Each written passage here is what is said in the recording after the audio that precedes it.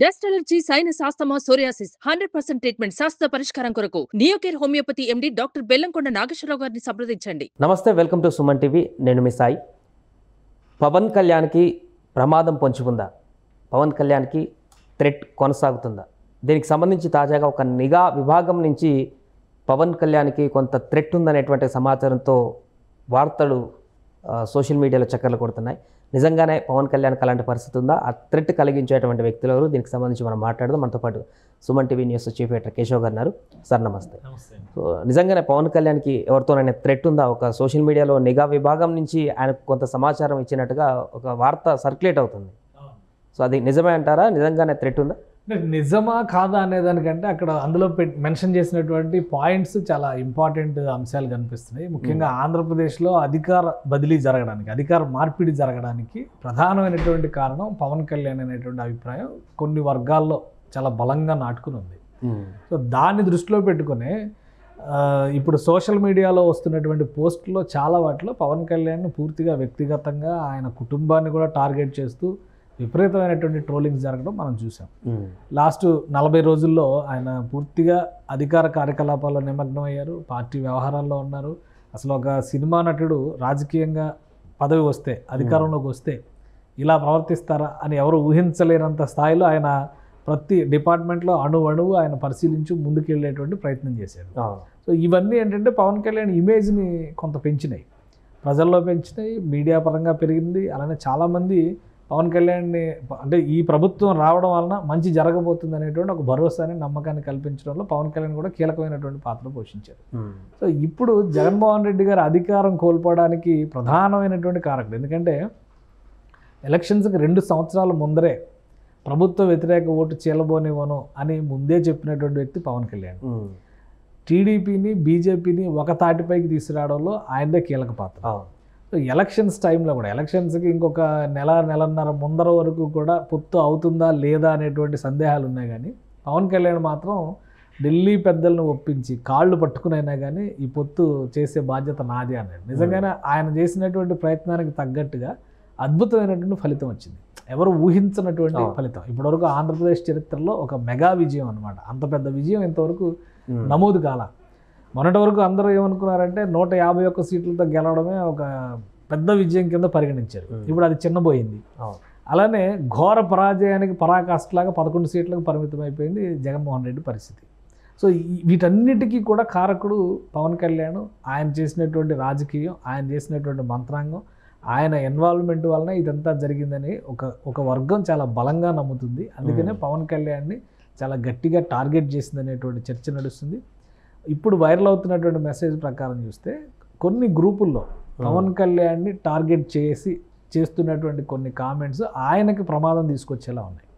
అంటే పార్టీ పరంగానే కాకుండా, అంటే ఇక్కడ రాష్ట్ర వ్యాప్తంగానే కాకుండా అంతర్జాతీయ స్థాయిలో కొన్ని మత సంఘాలకు సంబంధించి కూడా థ్రెట్ ఉందనేటువంటి విషయాన్ని మెన్షన్ చేసి కనబడుతుంది దాంట్లో. అంటే మోడీకి మీరు ఒక ఏడాదిన్నర క్రితం చూస్తే కనుక, ఒక ఏడాదిన్నర క్రితం జరిగినటువంటి చర్చలు, పవన్ కళ్యాణ్ ఇంటి దగ్గర రెక్కీ జరిగిందని, హైదరాబాద్లో ఉన్నటువంటి ఇంటి దగ్గర, అలానే ఒక అంతర్జాతీయ ముఠాకి సుపారీ మాట్లాడారని, సో అవి కూడా ఒక ఇంటెలిజెన్స్ విభాగం నుంచి వచ్చినటువంటి సమాచారం అని, ఇవన్నీ జరిగినాయి చర్చలు. అంటే ఎలక్షన్స్ కంటే ముందర పవన్ కళ్యాణ్ ఎప్పుడైతే ఈ 3 పార్టీలని కలిపి కూటమిగా ముందుకు తీసుకెళ్తాననే ప్రకటన చేశారో అది జరిగిన తర్వాత కొద్ది కాలంలో సో కొన్ని అనుమానాస్పద వెహికల్స్ రావడం, పవన్ కళ్యాణ్ వారాహి యాత్ర చేసేటువంటి సందర్భంలో కానీ, అలానే పవన్ కళ్యాణ్ కౌలు రైతు భరోసాలో పాల్గొనడానికి కడప జిల్లాలో అనుకుంటా, బహుశా ఆయన పర్యటనలో ఉన్నప్పుడు బ్రహ్మసాగరం దగ్గర అనుకుంటా ఆయన కాన్వాయ్లోకి ఒక గుర్తు తెలియని వెహికల్ వచ్చింది. అప్పుడు కూడా పోలీసులు దాన్ని నిలువరించారు, దానిపైన కూడా ఎంక్వైరీ చేశారు. సో ఇట్లాంటి అనూహ్యమైనటువంటి పరిణామాలు గతంలో కూడా జరిగినాయి. సో వాటిని దృష్టిలో పెట్టుకొని చూసినప్పుడు బహుశా పవన్ కళ్యాణ్కి ఆయన వెనుక ఒక రెక్కీ చేస్తున్నటువంటి కొంతమంది వ్యక్తులు తిరుగుతున్నారు, సంచరిస్తున్నారు అనేటువంటి హెచ్చరికలు అప్పుడు కూడా వచ్చినాయి. ఆ తర్వాత ఆయన అప్రమత్తం అయ్యారు. వారాహి యాత్రకు వచ్చినప్పుడు ఆయన సెక్యూరిటీని కూడా, పర్సనల్ సెక్యూరిటీని కూడా పెంచుకున్నారు. ఇవన్నీ కూడా మనం చూసాం. ఇంకొకటి ఎలక్షన్ ప్రచారంలో కూడా ఆయన మొదటిసారి పిఠాపురంలో పర్యటించినప్పుడు ఆయన చేతులకి గాయాలైనటువంటి పరిస్థితి కూడా చూసాం. పట్టుకున్నప్పుడు గోల్డ్ గుచ్చుకోవడం ఇంటెన్షనల్గా చేస్తున్నారా, అభిమానంతో చేస్తున్నారా తెలియని పరిస్థితుల్లో జరుగుతున్నటువంటి కొన్ని పరిణామాలు కూడా కొంత ఆందోళన కలిగించినాయి. సో ఇటువంటి వాతావరణం ఉంది కాబట్టి ఇప్పుడు గెలుపు తర్వాత అసలు ఓటమికి ముఖ్యమైన పరాభవానికి కారకుడు పవన్ కళ్యాణ్ అనేటువంటి అభిప్రాయం ఉండటం వల్ల చాలామంది కొన్ని గ్రూప్స్లో ఇలాంటివి డిస్కస్ చేస్తున్నారు. పవన్ కళ్యాణ్ని ఆయన ఏదో ఇబ్బంది పెట్టాలి, ఆయన ఏదో తప్పించాలి, ఆయన లేకుండా చేయాలనేటువంటి చర్చలు కూడా జరుగుతున్నట్టుగా అవి కొన్ని ఇంటెలిజెన్స్ గ్రూప్స్ ట్రేస్ చేసినాయి. సో దీనిపైన అప్రమత్తంగా ఉండాల్సినటువంటి అవసరం ఉంది అనేటువంటి ఒక హెచ్చరికని పవన్ కళ్యాణ్కి చేసినాయి. పార్టీ యంత్రాంగం పరంగా కూడా ఇప్పుడు ఆయన deputy chief minister, Y category, వై+ కేటగిరీ సెక్యూరిటీ ఆయనకి ఇచ్చినటువంటి పరిస్థితి ఉంది. బుల్లెట్ ప్రూఫ్ వెహికల్లోనే ఆయన తిరుగుతున్నారు. కానీ రేపు ఆయన వ్యక్తిగతమైనటువంటి పనుల మీద వెళ్ళినా కానీ రేపు సినిమా షూటింగ్స్ గురించి కూడా మాట్లాడుతున్నారు. కొద్దిగా ఇదంతా స్టెబిలైజ్ అయిన తర్వాత కంప్లీట్ అవ్వాల్సిన సినిమాలు ఉన్నాయి, అవి పూర్తి చేస్తాననేటువంటి ఒక మాట కూడా ఇచ్చారు. సో ఎక్కడికి వెళ్ళినా ఆయన ఎలా వెంటాడుతారో నీడలాగా ఆయన్ని పట్టుకోవాలని ప్రయత్నిస్తున్నటువంటి శక్తులు ఎలా అయినా కానీ ప్రయత్నాలు చేయొచ్చు. సో వాటిని దృష్టిలో పెట్టుకొని బహుశా ఈ హెచ్చరికలు వచ్చి ఉండవచ్చు. బహుశా అందుకనే జనసేన కార్యకర్తలు కానీ జనసేన పార్టీ నాయకత్వం కానీ ఈ విషయంలో మరింత అప్రమత్తం అయ్యేటువంటి అవకాశం ఉండవచ్చు అని అనిపిస్తుంది. అధికారికంగా ఇంకా జనసేన పార్టీ కూడా రియాక్ట్ కావాలి. కాబట్టి వాస్తవం ఏంటనేది చూడాలి. బట్ వైరల్ అవుతున్నటువంటి సమాచారాన్ని బట్టి చూస్తే కనుక కొంచెం నమ్మటానికి దగ్గరగా ఉన్నటువంటి అంశం. ఈ జరిగినటువంటి 2 నెలల నుంచి జరుగుతున్న ఇప్పుడు ఎలక్షన్స్ అయిపోయిన తర్వాత ఈవెన్ పోలింగ్ అయిపోయిన వెంటనే స్టార్ట్ అయినటువంటి ఇన్సిడెంట్స్ని చూడండి. గతంలో మావోయిస్టు సంబంధించినటువంటి కొన్ని వాళ్ళు కూడా బీజేపీతో పొత్తు సందర్భంలో పవన్ కళ్యాణ్ వ్యతిరేకించినటువంటి పరిస్థితి కూడా ఉంది.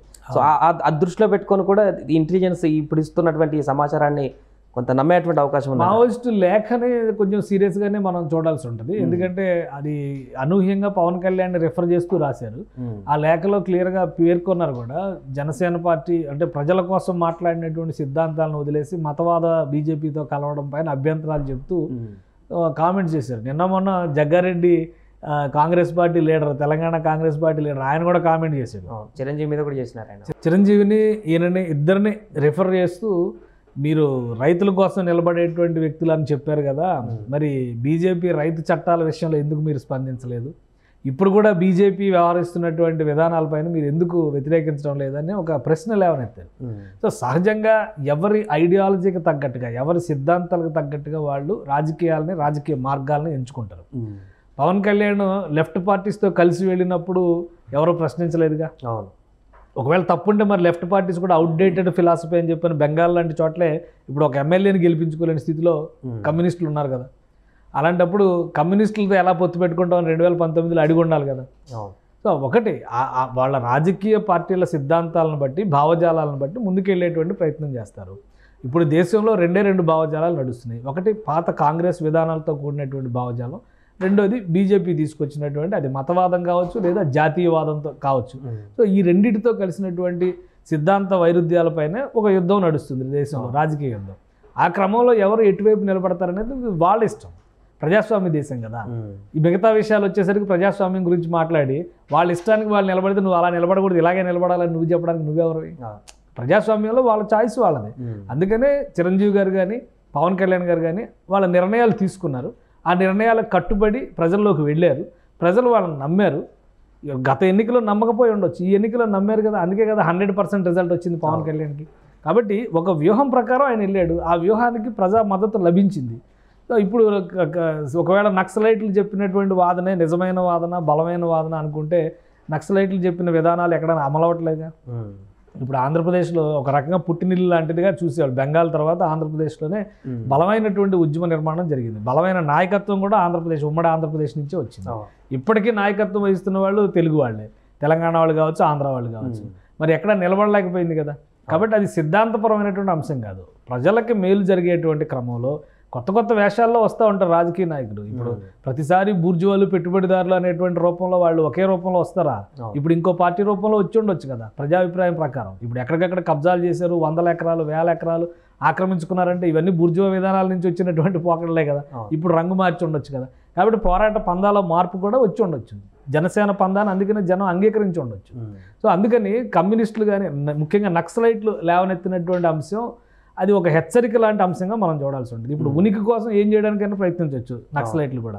సో అంటే మావోయిస్టులు వాళ్ళ పరిస్థితులను బట్టి వాళ్ళ నిర్ణయాలు వాళ్ళకు ఉంటాయి. కానీ ఇక్కడ జరుగుతుంది ఏంటంటే సోషల్ మీడియాలో బహిరంగ వేదికలపైన వాళ్ళకు వాళ్ళు ఒక ఇంటిగ్రల్ గ్రూప్స్ పెట్టుకొని ఇంటర్నల్గా వాళ్ళు మాట్లాడుకుంటున్నటువంటి విషయాల్లో ఈ విషయానికి ఇతనే అడ్డు వేశాడు, ఈ విషయానికి ఇతనే అడ్డుకట్టగా నిలబడ్డాడు, ఇతన్ని తప్పిస్తే ఎలా ఉంటుంది, ఇతన్ని తప్పించాలంటే ఏం చేయాలి, ఇలాంటి చర్చలు జరిగినట్టుగా ఆ సోషల్ మీడియా గ్రూప్స్లో డిస్కషన్స్ జరిగినట్టుగా దృష్టికి వచ్చిందని అంటున్నారు.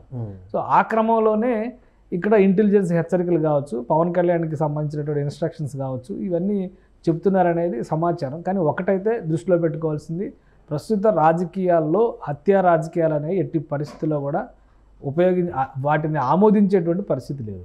రాజకీయ పార్టీలే ఇప్పుడు చాలా వరకు రాజకీయ పార్టీలు గతంలో మనం చూసాం, ఎమ్మెల్యేలని, మంత్రుల్ని, నక్సలైట్లు కావచ్చు, ఇంకొకరు కావచ్చు నడిపినటువంటి, ఇప్పుడు సిద్ధాంతపరమైనటువంటి వైరుధ్యాలపైన పోరాటం జరుగుతుంది కానీ మనుషుల్ని చంపుకునేటువంటి హత్యా రాజకీయాలు జరగట్లా.